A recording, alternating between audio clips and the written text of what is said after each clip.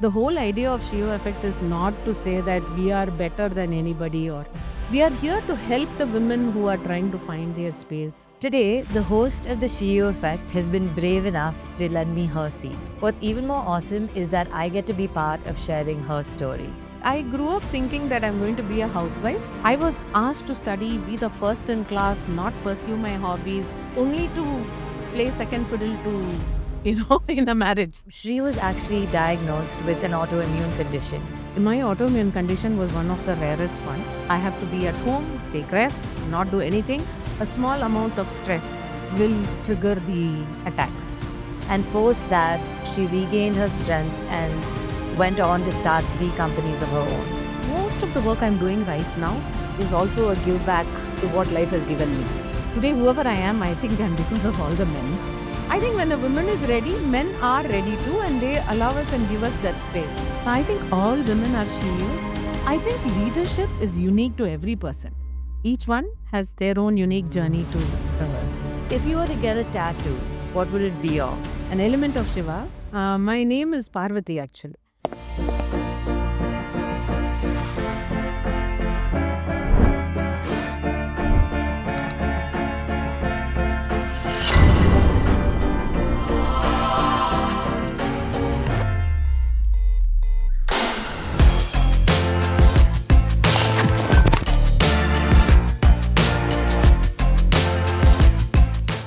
Shri, what has this journey been like for you? It has been the most interesting journey, and thank you for switching this role. And it is lovely to see you in that seat, Aika. And because I have been trained to ease myself in that role, and it's fun. And I'm so happy to see you there. And I'm so happy to be on this side to share my story. 3 companies after my autoimmune condition. It has been a story of resilience, I should say, because my autoimmune condition was one of the rarest one.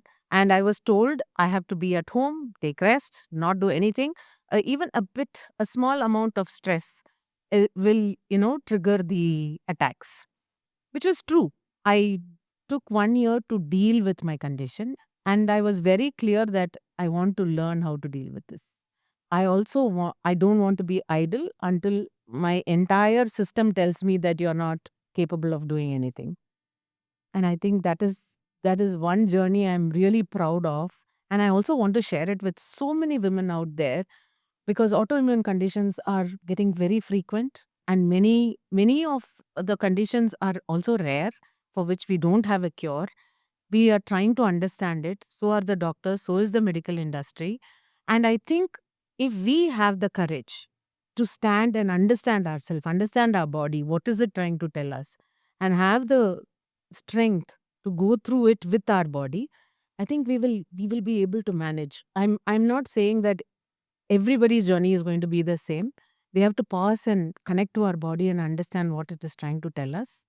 But if we do it, we can do whatever we can in our limits and our possibilities. And mine has been a very wonderful journey, very thankful and gratifying journey. And I think most of the work I'm doing right now is also a give back to what life has given me. Yeah, I think what you're saying is, us as women being able to connect to what we're going through and then really understand what we're going through and then take it from there is important. I mean, after that, you started working with the women a lot, coaching women entrepreneurs and also, starting the Shio Effect and bringing women's stories to the forefront. Why do you do the work that you do right now? Many things. I grew up thinking that I'm going to be a housewife.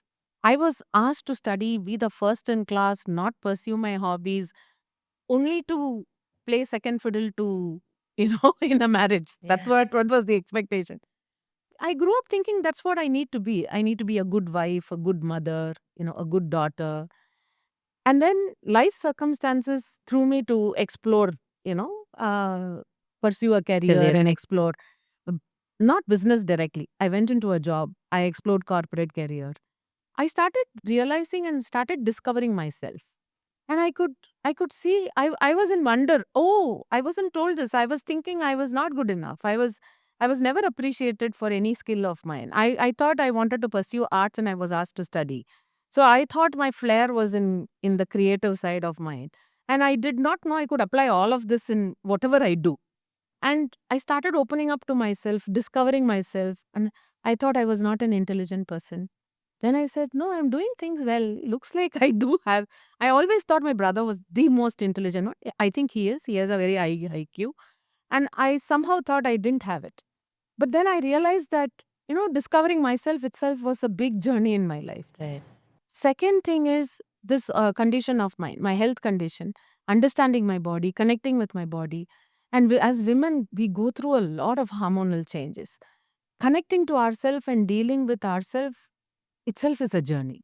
And in that, we manage multiple things. We manage family, we manage expectations, we manage marriage, we manage children, and then we manage career. And I was like, if I can do it from the way I was thinking who I was to who I am now, I think that is the best service I can do is give back to all those women out there who doubt themselves. They're saying that, no, You can do it. Yeah.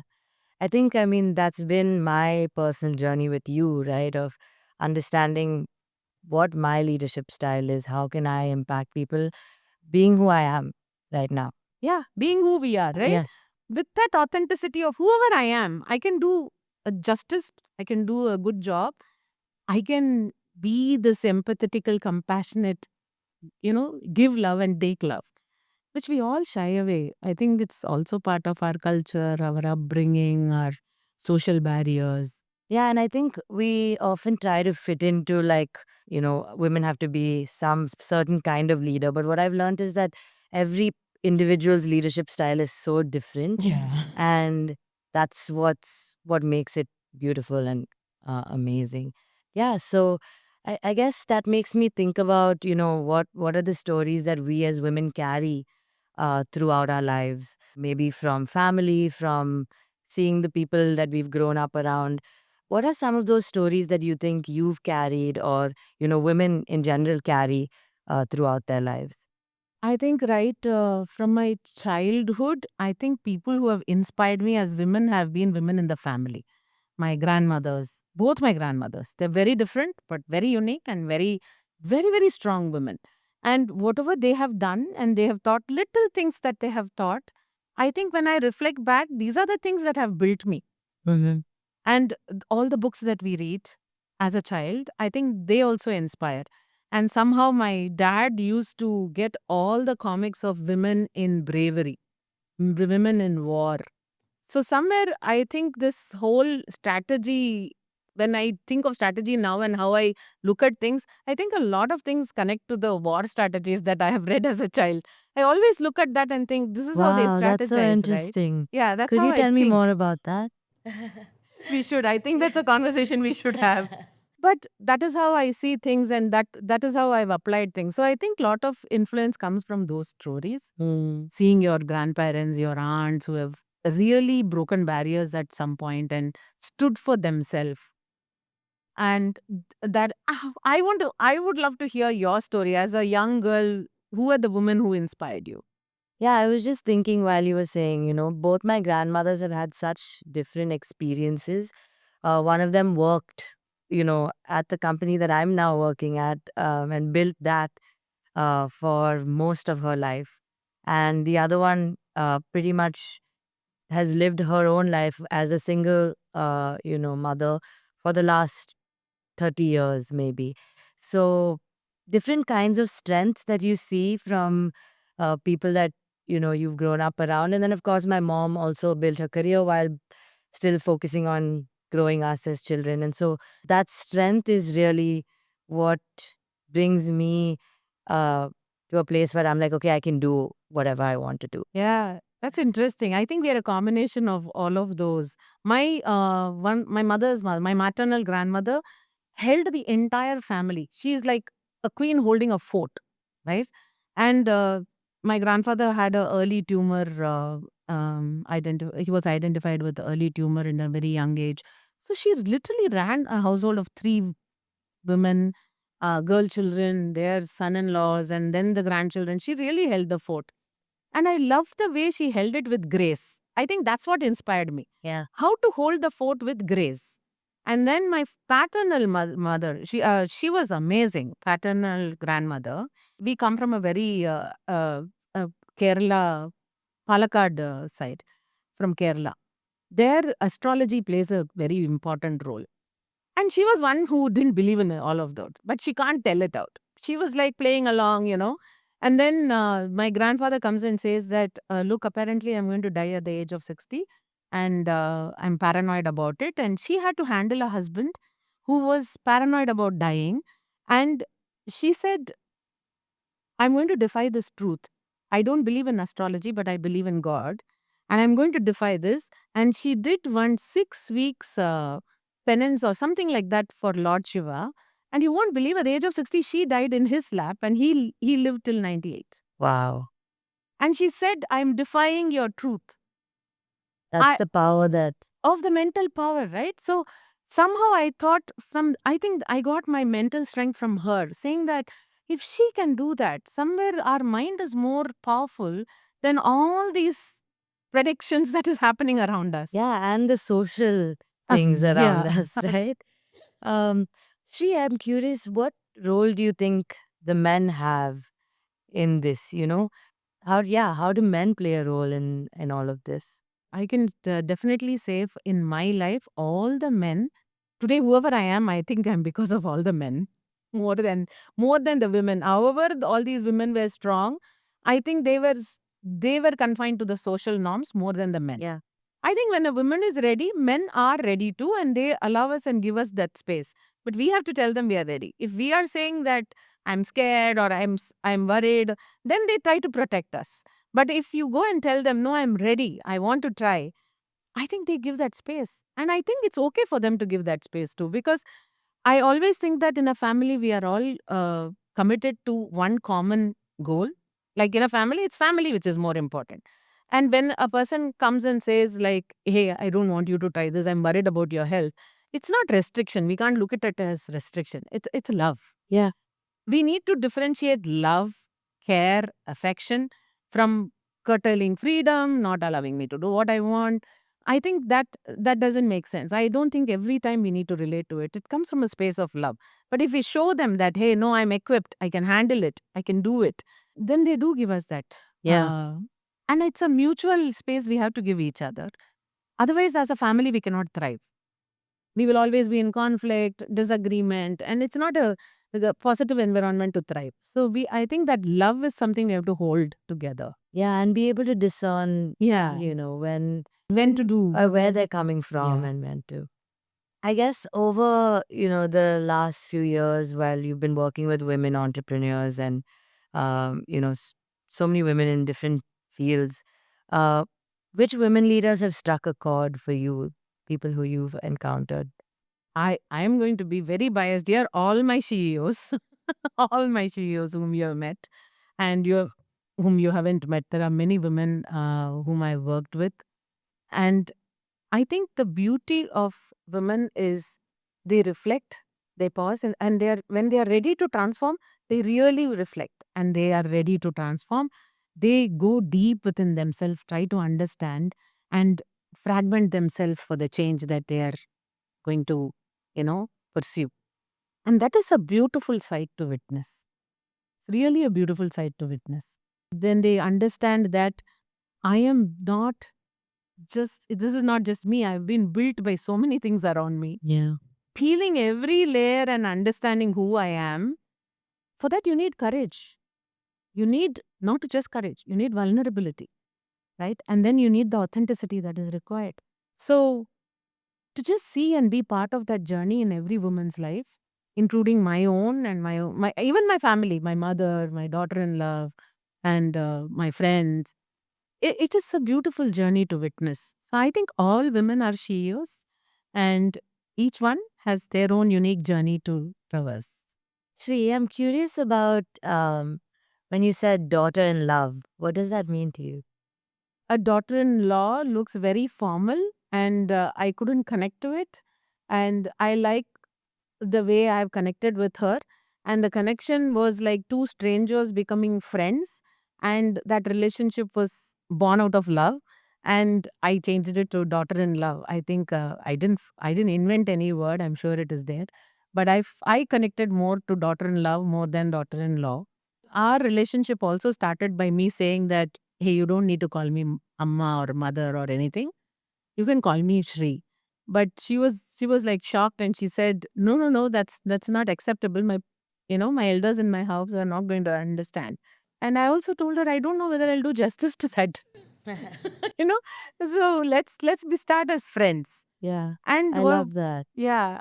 And I think, it takes two sides and both people to build that relationship. What has that relationship been like for you, and how did you guys build that? I think we built each other as a strong support system. And I am one thing I want to talk about here. I believe a lot in the story that my I have heard, and remember the war strategy I was talking about. And going back to that time, a daughter-in-law was not seen as a daughter by a mother-in-law earlier on, right? The reason being, a daughter-in-law, child, a daughter can be pampered and sent to a different home. Whereas here we are taking in a girl from another family into your family who's going to lead this family. Right. The mother-in-law's role was to train the incoming daughter to lead this family. So she comes from a different DNA, to make her understand the DNA of this family, to make her tough, to make her strong, to lead this group of people was the role. So that's why earlier it was like mother-in-laws need not show love. They have to make them strong. That was the Mm. role. But I'm sure we overdid it because of all our emotional complications. Right. I think somewhere I also uh, think I got it ingrained in me that, oh, I have to equip her to lead. So, what I did was this whole journey has started with friendship. Now I have become a coach and a mentor to her to, make her, transform to whoever she wants to be and lead in her own authentic, genuine way. And I think that is the role we are playing. And we are a huge support system to each other. I couldn't have asked for anything better in my Yeah, life. I mean, I relate just because, I recently got married, and I see that building that relationship, it takes time, but it's a beautiful new relationship to be built. And I think as daughter-in-law also, um, when I go back in my journey, we should not expect, oh, all this pampering, love, kindness. More, we need this information, the knowledge about what is this in this family that I need to know about the DNA, the patterns, the emotional patterns, the resilience patterns, so that we are going to produce children in this DNA, Right. right? What should I be aware of, and how do I need to equip the future? Is also something good to learn, I think. That's such a good lesson to sort of take away from this conversation is, how do you equip your like somebody that's coming into your family with the Yeah. skills that they might require. Nice.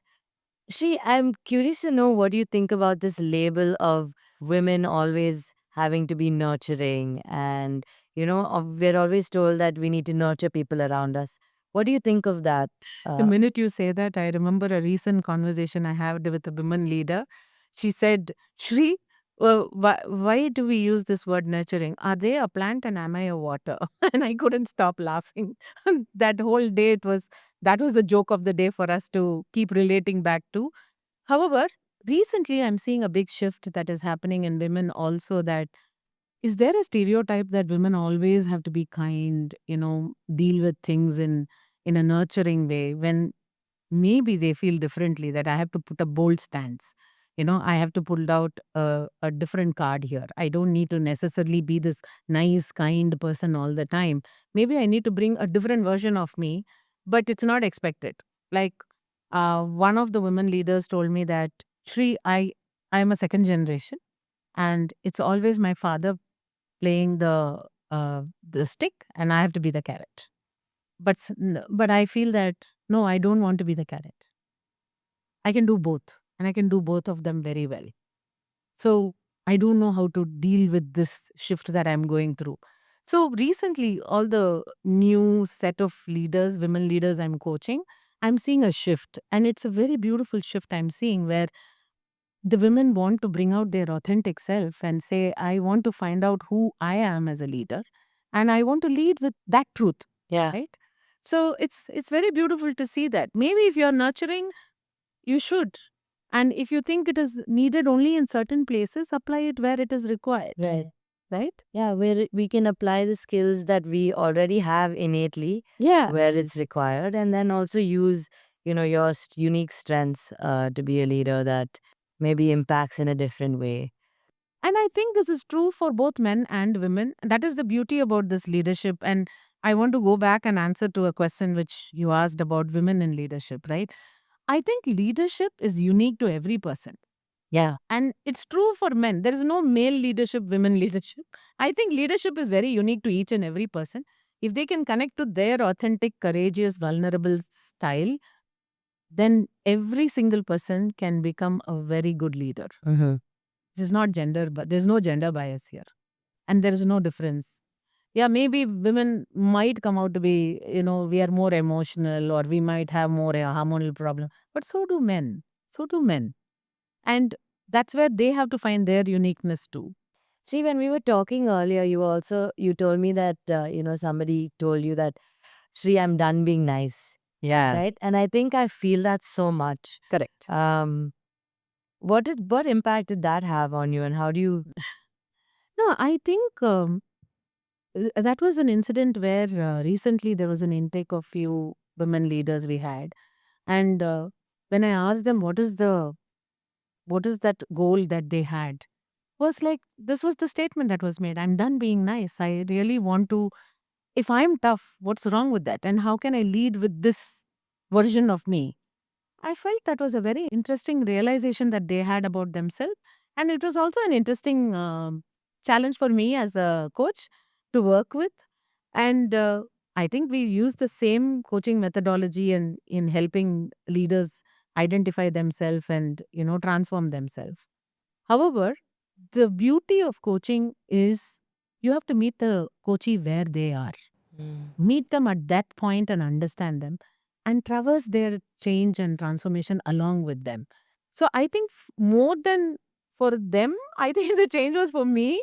So it was so beautiful to go through that journey with the leader and understand, oh, look how perceptions, our biases, our, you know, childhood beliefs or patterns that we have seen is influencing us and how it is shaping us. And it also brought in new concepts on how we can help the coming generation handle this shift that they are going through. I instead of feeling, oh, something is wrong with me, calling it out and saying, no, I want to understand this further and I want to transform myself into a better version of who I can be. That is a nice journey to, partner with. And coaching as a skill is very beautiful to be a good partner in everybody's transformation journey. And it also transforms you a lot. I should say there is lot we get as coaches more than what we give, because every journey which we go along with also helps us transform ourselves, makes us a better person, makes us remove our barriers, our biases and beliefs, and makes us also peel our onions and find our true authentic self. Yeah, it's exciting that you get to work with women in different generations and see and learn from all of those kinds of women. Is there anything in a coaching conversation that somebody said that surprised you? Coaching conversation, I think what moves me most is when the coaching conversation goes to a point where that person forgets that there is a coach with them. And that's just they go in a flow of opening themselves up Yeah. and bringing out many things that they wouldn't have uttered out of their mouth. They wouldn't have even thought that they had that thought in them. And they will come to a state where it just flows and it comes out, and then the dawning comes. Oh, this is what I've been thinking. This is what has been driving me. Oh, this is how I have felt. And such a small thing had such a big influence in me. These conversations are it's beautiful. It's very soul stirring, I should say. And that's when you realize the purity, the sanctity of this profession which you are in. Yeah, something that has blown my mind about coaching is just realizing that everything I'm going through in my personal life applies to everything Yeah. with work, with my career. You can take so much learning from, and I feel like as women we are told to compartmentalize Yes. your career as a separate thing and then home life as a separate thing, but to realize that all of it is so connected, and when you go deeper in one, you sort of open up a lot It's beautiful, everywhere isn't else. it? Yeah, it's amazing. Okay, Sri. So we've talked a lot about our experiences as women and growing up throughout our lives and things like that. But I want to understand, like, what is that message that we want to share with the women that were here that will watch this podcast? Yeah. So the reason we brought in this podcast itself was to help women or inspire women through women in our country. So when I started coaching journey and I started hearing repetitive messages that it's a man's world, women, we as women, we are, it's difficult to be in the leadership position because of our hormonal changes that we go through, or the breaks that we need to take care because we have to build a family, etc. And then you also keep listening that, it women in leadership is very low. I don't have many women leaders to look upon. And that's when I came, and I'm here, sitting here coaching a lot of women. And I'm like, no, this is not right. We need to do something about this. And I wanted to bring women in leadership in our country, because all the women I am working with are in our country. There is no point bringing a women leader from different countries, different ecosystem, different challenges, and then saying this is how you need to lead. Like example, the biggest question we had a conversation about, like how do you build your support system? Women in European countries or American countries, they build it very differently.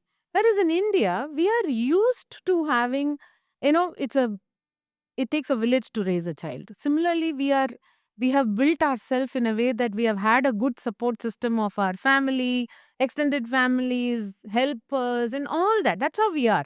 Like we still have help at home. We have driver. We have a cleaner. All this is there. That's how we have built our support system. Yeah, but why do some women still feel like they need to do it all on their own? Yeah, Right? yeah. So and also there are two ways to look at it. One is the Western world is, equipping themselves independently and they're on their own and you should do things. It's very nice. It's, yeah, if you can do it, great. But at the same time, I also look at it in a different way where one of the helpers in Tirupur told me, but do you understand that we are also employable, and we only know this? And what do we do when all of you want to be sustainable? And who's going to help us? Yeah. It made lot of sense. These people are there. I mean, share your income, elevate their household, elevate yourself, increase your support system so that you can go do much more and, Yeah. impact the If society you're in and the a place economy. of privilege where you can Exactly. have that support system and build it around you, why not? Why not? Because we have so many people and people who we can Need. support and we can and need Yeah, jobs. who Yeah. need jobs.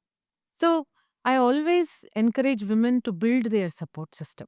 Don't think that, oh, I've gone out there, done something, and now I'm spending it all. But you're spending to elevate the ecosystem. Go ahead and do it for yourself. I can connect to that a little bit because, when I first moved back from college, I was like, oh, I want to, have my own career, right? That's my own path that I forge. And then I realized through, you know, working in the family business, you're impacting so many more people, you're employing so many more people. And that impact, when it clicked, it was like, okay, wow. Um, you can find everything that you want to do and you can find ways to impact people wherever you go, sort Yeah. of. I still remember the day how you looked when it dawned on you. Yeah. So coming back to that, that is why we started this podcast, saying that we have to inspire our women in our country who have great capabilities through our own women who are in leadership position. And that's why we bring in such beautiful women who have done wonderful work, are doing wonderful work. Yeah.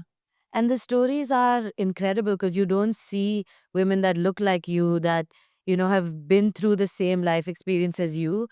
How do you hear these stories unless, Yes. yeah, Yeah. they're so inspiring? And some of them are already have their channels and visibility, but we not everybody is known in every part of our country. So we are trying to impact the small world we have created through these stories, and each of them come with their own masterclass in a theory. Like, one person came with grit, one person came with respect, person came with breaking barriers, and how they got inspired to come into leadership roles and how they are impacting the society and the world around them. So I think that's what made us start this podcast, and I'm so glad we are, at least, even if we touch 1% of who's our audience is, and able to transform make a small shift in their life, we are very grateful. Okay, I have a question to ask you, Shri. Do you think we're hyping up women too much?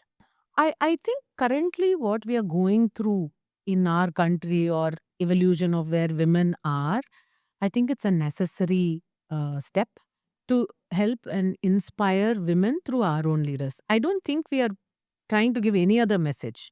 The whole idea of Shio effect is not to say that we are better than anybody, or we are here to help the women who are trying to find their space in leading themselves, leading their family, leading their ecosystem. I think that is the key message that we are trying to send out through Shio effect. It's not that we are trying to hype women. And I think currently, where women are shaping and evolving themselves, this is a required help that we need to extend. Recently, my son also asked me, when we did this all women retreat in Rishikesh recently. He said, Amma, what makes you feel that men don't need this retreat? I said, no, there are diverse retreats out there, but this whole concept is so specific to women that is the reason why we are doing it. But it's an interesting thought. Maybe I think my own family members are asking this question, so I'm sure that's an interesting thought. But I think it's a required step. Yeah, what I'm hearing is that it's not so much about the men, but it's more Yeah. about just empowering women through different stories. And Yes. yeah. And I think we are in an evolution stage, right? It's not that we have transformed, or we have crossed over, or we are still building ourselves. If you listen to the recent podcast, there are so many women out there who are still fighting their battles. And what's one thing that you would say to the men who are, supporting women leaders or Oh, growing women leaders? you're all doing an amazing job. Continue doing it. We need you more. Now I'm seeing a lot of organizations where we are working with them, partnering with them. They are empowering more women, and they have more women leaders. It's the diversity is increasing and improving. And it is amazing to see men also ease into it. Mhm. I think they also need help, right? To ease into it. And men who have already done it should be the inspiration to others.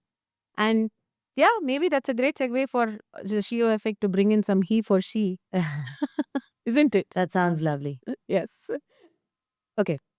Shri, shall we do the rapid fire? Oh my. Okay, I'm ready. Okay. Your go-to comfort food. Okay, you won't believe this. It's masala Maggi. I love that. That's my mom's go-to comfort Is food too. it? What keeps you grounded? My breath work and meditation. How does that help you with while you're coaching? I think that is when you eliminate yourself and become one with the coachee. That is the beauty. Now, to come to the fun part, what keeps me grounded? My two boys. Yeah. I'm sure they have your their Oh whole my. lives. If you were to get a tattoo, what would it be of? An element of Shiva. My name is Parvati, actually, and my the calling name is Vijayashri, but it became my legal name and all that. So from the time I was young, or from childhood birth, I think, maybe I like to assume it's birth. I've always believed that I I will marry Shiva, and I'll become one with Shiva.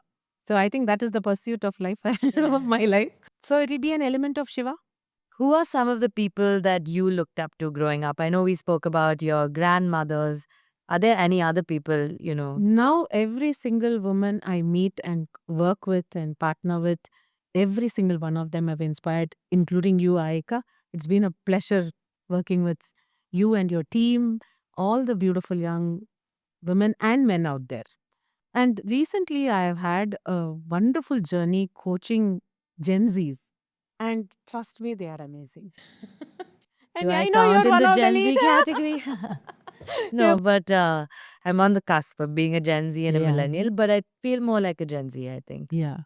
Okay, one thing that you would tell your 30-year-old self. You've got this. You've got this. You can do it. I love it. Yeah. The toughest decision that you've had to make. There were many. I think I'm very I have a clear strategy on how to choose and pick my battles and priorities. I always feel that in a situation there is something that will take your priority, which will be the most important thing to hold, right? And safeguard. What is it? So if in many cases it might be family, it could be an organization, it could be a community, it might be a person. So I think I put my preference or choice or priority there. And that's how I pick and choose my battles. The first decision I had to make was to bring out my authentic self without fear to my family. Because I always saw myself feeling and thinking differently, and I was never fitting the norm that was expected. To gently put myself out there was not easy. And every time I have to stick by that decision. Wow, that's powerful. I think because the women before us did it, that it's so much easier for us to. Yeah. So thank you. Was there ever a time you felt like the world wasn't built for women? No, I've never felt that way. I think we are a beautiful part of this world. And if we are not there, the world is going to be a sad, sad place.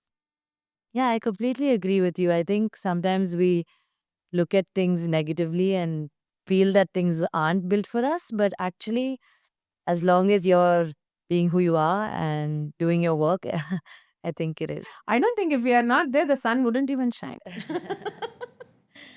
Shri, what is one piece of advice you would give to women balancing their career and families?